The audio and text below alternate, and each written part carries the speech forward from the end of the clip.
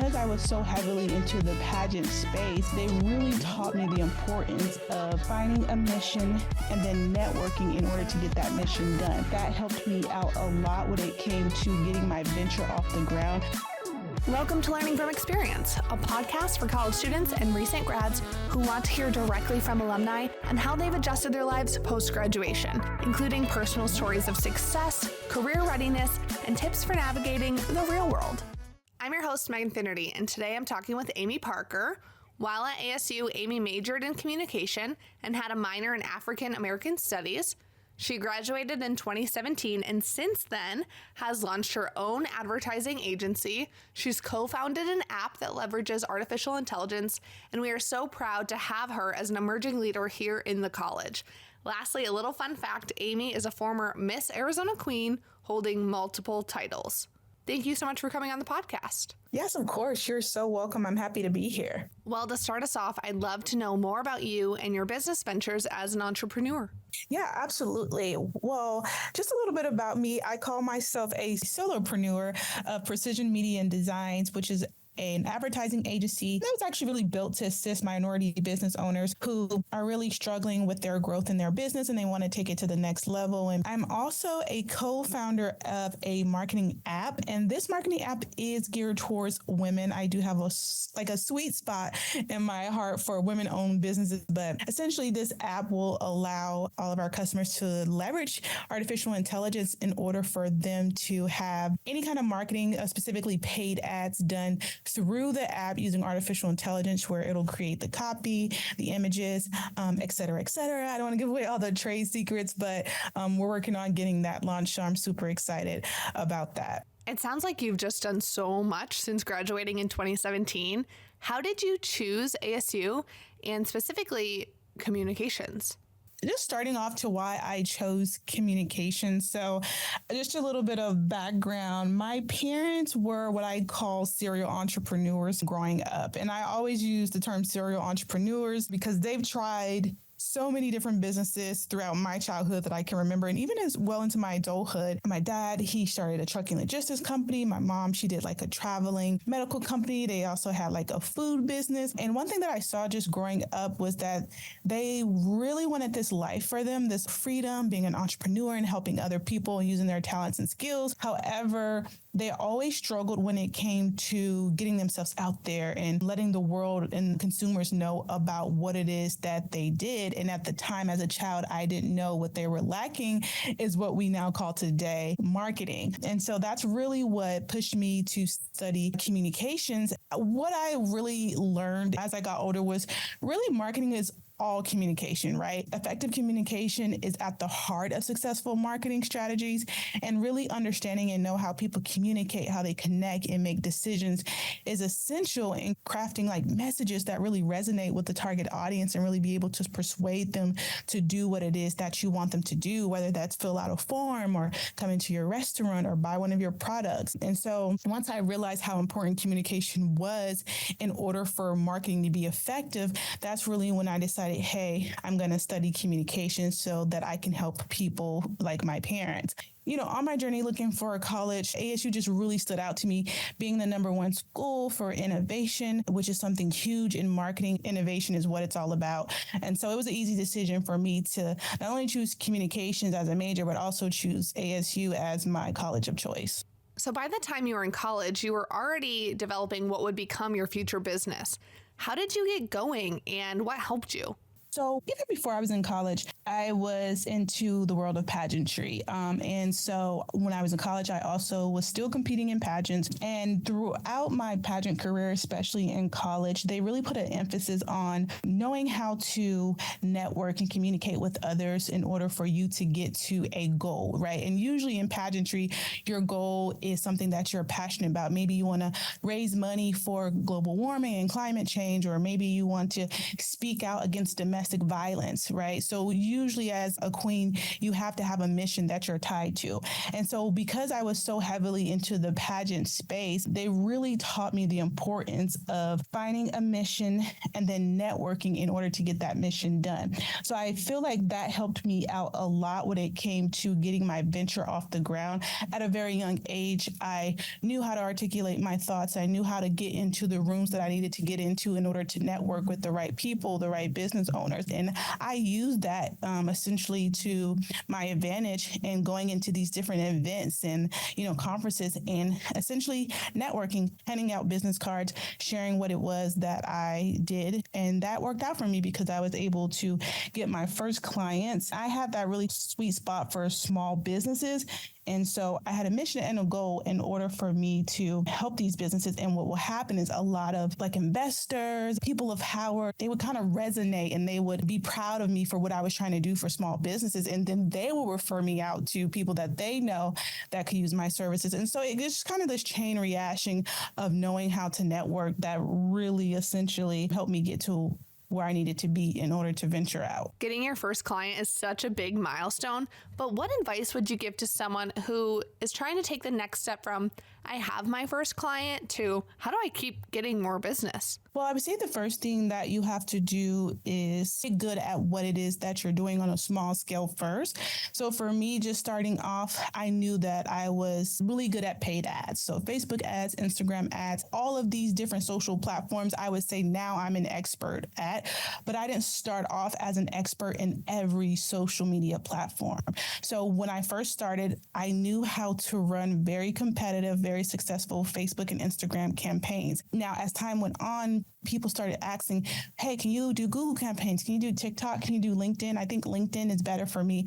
I think Twitter is where I would be most successful. And a lot of times people were right that based on the kind of business that they had, these other platforms would be the right decision. But I stuck to what it was that I was good at. I know for sure I'm good at Facebook and Instagram ads at this time. I've mastered it. And while I probably can figure out how to run Twitter ads, or maybe I played around with it before, I don't want to risk it. I want to get really, really, really good at this one thing, master it, and then move on to the next platform. And so I think that's going to be important for a lot of people who are looking to go into business. Get really, really, really good at one thing, master it, become an expert, become the person who's known for that one thing. And then once you master that and you grow that, then you can start learning more things and adding on. But a mistake I see a lot of people do is they try to say, oh, I can do this and that and that and that because they want money, right? Or they want their business to grow. In order to grow, you have to have revenue. But slow and steady wins the race. Master one thing, become an expert, and you'll definitely get the revenue. And you may find that you don't need to add anything on top of it because you're the go-to person for that one particular thing. So definitely, I would say that will be my first tip. And my second tip will be just to start. Don't delay because maybe you don't have this or maybe I don't have that. Just start, because if you don't start, it'll never happen for you. Aimee, what would you say is your favorite part about being able to steward your own business and be an entrepreneur? And then what would you say is your biggest challenge? I would say my favorite part about being in the entrepreneur space, I definitely would probably say the immediate impact that you can see on people's businesses and their lives. So, when I was working strictly in corporate, not doing anything, no side gigs, no freelancing, no entrepreneurship, just working in corporate, I essentially was doing the same thing that I do now for myself. But I think the big difference is when you're working in a corporate space, a lot of times you can't see the immediate impact, right? Because you're one of maybe 30, 50, 100 employees. And so a lot of the things that you work on, while right, in your heart, or maybe even your manager tells you hey, you did an awesome job. Our client, they're really happy with your work. When you're working for yourself and you're doing everything on your own, you can see the immediate impact of how you change people's lives. And so for me, going from marketing agencies where I was working with a lot of six-figure business owners in corporate, well, they're already making six figures, right? So an additional 20,000 or 30,000 of revenue for them was just a regular day. But when you start working with small business owners who maybe they've only ever made 20,000 in an entire year, and you help them grow from 20,000 in a year to 20,000 in a month, seeing that immediate impact on how it changes not only their business, but maybe their family's lives, their lifestyle, that is my favorite thing ever. Like, it makes me so happy when I get a call or an email that, oh my gosh, I can't believe I made 10,000 this month. I've only made 10,000 in 1 year before. So to see that jump, I think that brings me the most joy, because I know that because of my efforts, I was able to change the trajectory of someone's business. Now, when it comes to the part that I don't like, I think the biggest challenge, it's kind of twofold, because the biggest challenge is the same thing, the immediate impact. If you get assigned to a project or a campaign and it doesn't do as well as you want it to do, you do feel bad about it. You do feel responsible for it. You are responsible for it. But I think it hits you in a different way when you're working for yourself, because you have more of a personal relationship with these clients versus when I'm working in corporate America and maybe the campaign doesn't do that well. I'm not directly responsible in a sense. The company is held responsible, right? So if you're working for AJ's marketing agency gets the bad rap. They get the bad review, not Joe or not Sarah, But when it's you directly, you own the company and things don't pan out the way you want, it can hurt. Maybe if a client's not happy, you just take it more personally because it's your business, it's your baby. And also you may feel like you failed the client. And so obviously whenever someone feels like they failed, it's not the best feeling. So, to me, it sounds like that you are just so community focused, from the clients that you choose to wanting to give back. What led you to connect more with ASU and make that decision to become an emerging leader? Organizations, and I had won a grant for my business, and that grant gave me the opportunity to expand my business even more. And then it was able to get me some recognition, some PR recognition. And at the time, there was an article written about me. I think that was in the Phoenix Business Journal, and ASU actually reached out to me. Well, one of the representatives for emerging leaders, because she had saw that I was a graduate of the College of Liberal Arts and Science, and I had done so much. And she was like, we're so proud of you. We feel like you would be a great fit for emerging leaders. And we met up and she explained to me what emerging leaders was all about. And it resonated with me so deeply. I was so excited to sign on to be an emerging leader. I was like, I don't have to think about this. I'll do it now, because it's something that I wish that I had known about when I was in college. And I just would have been happy to have someone to look up to that was doing great things. They were just recent graduates, and just to have that inspiration in front of me. And so I wanted to essentially be that person. And I think the values and the missions that an emerging leader as an organization that they have, it aligns with my own personal values. I've always been deeply rooted into community and giving back and reaching back out. That was deeply rooted in me as a child and my upbringing with my parents and even my grandparents. So it was just something that was such a natural and easy decision. And I'm happy to be an emerging leader. I'm really, really proud. I tell everyone about it. Well, we're just so happy to have you. You have a great story and obvious success. If there's one thing that you've learned from experience, what would it be? I would say the biggest advice that I can really give to someone who's maybe looking to go into an entrepreneur, students who are looking to go into entrepreneurship or be a solopreneur is what I call it, is don't pair yourself, right, to all of the other entrepreneurs that you see.